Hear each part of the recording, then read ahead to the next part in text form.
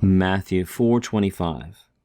Kai ekaluthesan auto akloi paloi, apa tes Galileas, kai dekapalaos, kai Hierosalumon, kai Judaias, kai peran tu Jordanu.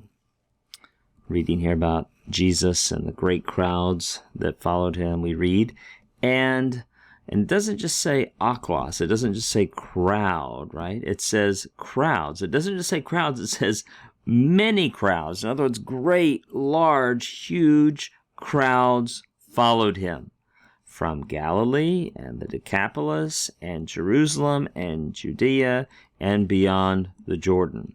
I'm going to ask you a question just to see if you're paying attention here. Why is this form in the genitive, and this form in the genitive, and this form in the genitive, and this form in the genitive? Why are all those forms in the genitive? Well, of course, because they're following the preposition apa, right? Apa is followed by the genitive, and that's why those are in the genitive. Why is Jordanu in the genitive? Because following peran functioning as a preposition, is followed by the genitive. Let's do one other little quiz here. So why is this in the dative, auto? Well, it's in the dative because the verb akalutheo takes a dative object or a dative complement. Let's think about that verb there, the second word in the verse.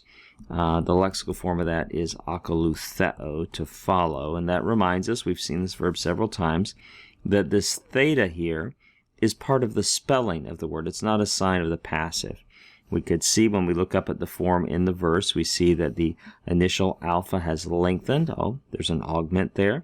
We see a sigma at the end. Bam!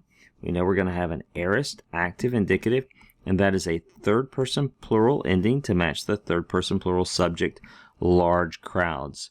And large crowds, many crowds, followed him.